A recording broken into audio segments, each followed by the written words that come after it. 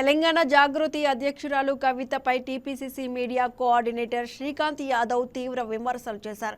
కాంగ్రెస్ పార్టీపై కవిత విమర్శలు చేయడం హాస్యాస్పదమన్నారు. గతంలో కేసీఆర్ కూడా కాంగ్రెస్ అనుబంధ విద్యార్థి సంఘమైన ఎన్ఎస్యుఐలో పనిచేశారన్నారు. దమ్ముంటే రాబోయే మున్సిపల్ ఎన్నికల్లో కవిత పోటీ చేసి గెలవాలని సవాల్ విసిరారు. కాంగ్రెస్ పార్టీని పీసీసీ అధ్యక్షుడు మహేష్ గౌడ్ని విమర్శిస్తే ఊరుకునే ప్రసక్తే లేదన్నారు. అందరికీ నమస్కారం. నేను శ్రీకాంత్. నిన్న కవిత గారు ప్రెస్ మీట్లో మాట్లాడుతూ కాంగ్రెస్ పని అయిపోయింది, మునిగిపోయే పార్టీ, మేమే గెలుస్తున్నాం, నెక్స్ట్ వచ్చేది వాళ్ళ పార్టీ అని ఏదో పగటికగా అంటుంది కవితక్క. ఇంకేమంటుంది, మహేషన్న కంటే ఆమె పోస్ట్ ఇస్తుందంట.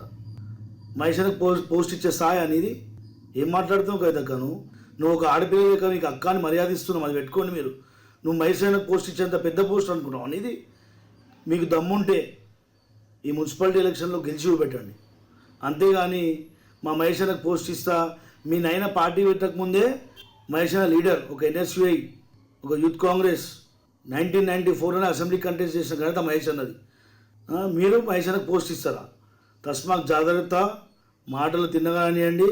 మీ పార్టీకి మీ ఇంట్లో మీ ఫ్యామిలీ మెంబర్స్ ఏదైనా ప్రాబ్లం ఉంటే మీరేమైనా చూసుకోండి, అంతే తప్ప ఇందులో కాంగ్రెస్ పార్టీనన్నా, కాంగ్రెస్ పార్టీ నాయకులనన్నా, మా పీసీసీ ప్రెసిడెంట్ అన్నా ఊరుకునే ప్రసక్తే లేదు.